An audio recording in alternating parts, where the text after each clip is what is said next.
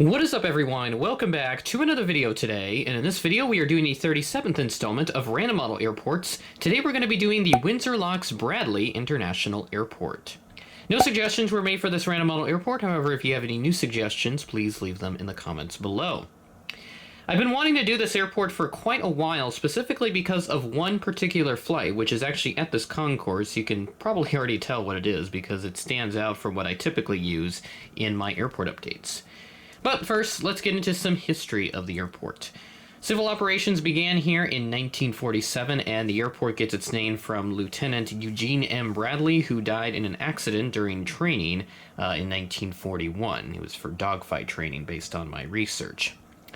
The Murphy Terminal here opened in 1952, and it was once the oldest passenger terminal in the country before it closed in 2010. The first jets to land here at the Windsor Locks Bradley International Airport were the United 720 aircraft in 1961 coming in from Cleveland, Ohio. The airport did attempt to make a people mover system in the 1970s, so I guess kind of similar to what DFW has, except it's more like a SkyTrain, if you will, but I guess you could classify it as a people mover. So they tried to do it from the parking garage to the terminal facility because it was quite a distance from apart. But unfortunately, it was never fully utilized, and because of high operating costs, they closed it less than a decade later. New terminal and hotel opened in 1986, so some of the facilities that we see here, and the new East Concourse, which I believe would be this facility right here, opened in 2002, with the International Arrivals Building following shortly after, capable of handling large aircraft.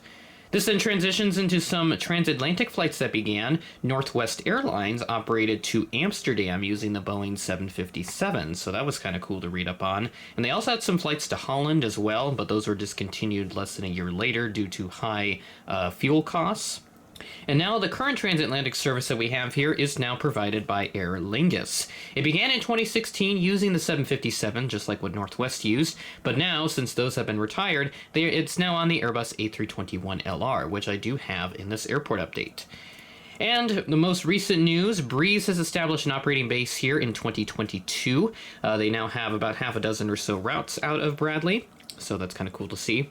And also another fun fact, the retail chain that was named Bradley's was named after this airport because the folks that met to create the store met here. So in the description below, I will link a video to the history of the Bradley's department store chain made by Bright Sun Films. It's a great watch. I've watched it before, and it goes into quite a lot of detail about the department store chain and the various stores that have been left abandoned or were abandoned previously in the years that followed after their demise. So without further ado, let's go ahead and get into this airport update, and we'll start off over here with this set of JetBlue aircraft that we have parked here on the south side of the East Concourse. Starting off at Gate Alpha 3, we have this JetBlue Airbus A320 with a high-rise tail. This aircraft arrived in on a service from Orlando International Airport, Flight 238, at 12:20 a.m. on Friday, delayed from an 11:30 p.m. scheduled arrival on Thursday, so 50-minute delay for this particular flight. Checking out Gate 5, we have my other JetBlue A320 in the plaid or tartan livery made by Velocity Models. This arrived in from San Juan, Puerto Rico on Flight 276 at 3:48 p.m. ahead of a scheduled 3:49 p.m. arrival. And of course, I can't forget about the trusty Aer Lingus Airbus A321neo. I had a reason to get this model about a year ago at this point, but I've been waiting for this service to come back ever since it ended. I think it was due to COVID, but thankfully it has since returned within the last probably several months, I think. I think it's been in service for a while, but I only just noticed it today when I was researching the airport. This aircraft arrived in from Dublin, Ireland on Flight 131, arriving in at 4:16 p.m. ahead of a scheduled 4:35 p.m. arrival. So good to see a very ahead of schedule flight for Aer Lingus. At Gate 9, we have the Delta Connection CRJ 900. This aircraft arrived in from New York LaGuardia on Flight 4739, operated by Endeavour Air, arriving in at 4:13 p.m. ahead of a scheduled 4:26 p.m. arrival. So this and the Aer Lingus right over here only touched down just a few minutes apart, so good to see that. At Gate 11, we have this Delta 737-900ER coming in from Minneapolis, Flight 2845, an airport that I'm very familiar with, at 11:22 p.m. ahead of a scheduled 11:32 p.m. arrival. Up top we go to gate 12 with this Delta Airbus A321 coming in from Detroit on flight 2989. This is another delayed flight arriving into Friday at 12:17 a.m., delayed from an 11:53 p.m. scheduled arrival, so a 24-minute delay from Detroit. Don't think I've used this particular aircraft in a while, this Frontier A320 with Griswold the Bear on it. Not the exact aircraft used on this flight, I believe it was Peachy the Fox. This aircraft came in from Denver on flight 746, arriving at 9:03 p.m., ahead of a scheduled 9:20 p.m. arrival. At gate 6, we had the Southwest 737 MAX 8, so good to see the MAX 8 once again. This came in from Chicago Midway on flight 3776 at 10:35 p.m., ahead of a scheduled 10:39 p.m. arrival. Last aircraft at the ACON course, we had the Southwest 737-700 in the Heart livery, coming in from Baltimore on flight 2359 at 7:35 p.m., ahead of a scheduled 7:43 p.m. arrival. And I'll do it here for this particular concourse. Now I gotta take the time to build the B concourse, and we'll be underway. And welcome to the B concourse. So this is pretty much a similar setup to the A concourse, but with a couple of the gate aprons moved just a little bit so that they're somewhat accurate to the real world. I also forgot to mention some new services at the start of the video, so I'll go ahead and talk about those real quick. Breeze to Fort Myers begins on May 17th, Tampa begins May 18th, and New Orleans begins on the 19th, and then Spirit to San Juan begins on June 7th, so they'll be having some competition there with JetBlue.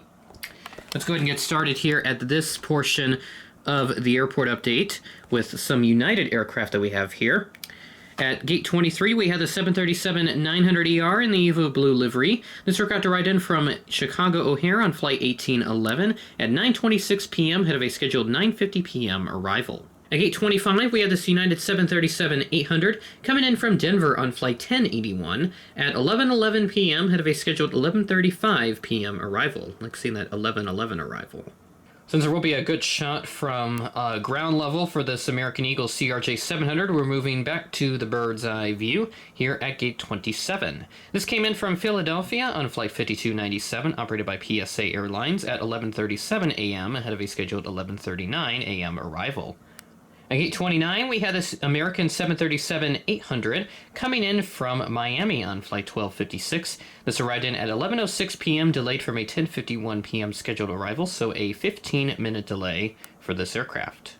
At gate 28, we had this American Eagle CRJ-900 coming in from Washington Reagan National on flight 5041, operated by PSA Airlines, at 11:42 p.m., ahead of a scheduled 11:46 p.m. arrival.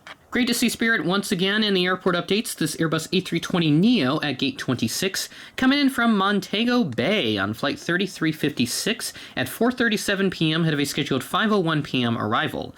Now the aircraft that I'm representing here in this update, November 971 November Kilo, which is an Airbus A320-271neo, does have the updated mask on the cockpit windows. So if you look at something like a Delta A330-900neo or the A350s, that's what you'll see on some Spirit A320neos now. So I believe there's like 3 or 4 of them right now that have them. There might be more, because last I heard there was a handful that did have the mask on the cockpit windows, and it looks like just the new ones for now will get them, but I'm guessing they might repaint some of the other A320neos with the mask in the future. So we'll see how that goes, but maybe Gemini Jets or NG will do another Spirit A320neo with the mask.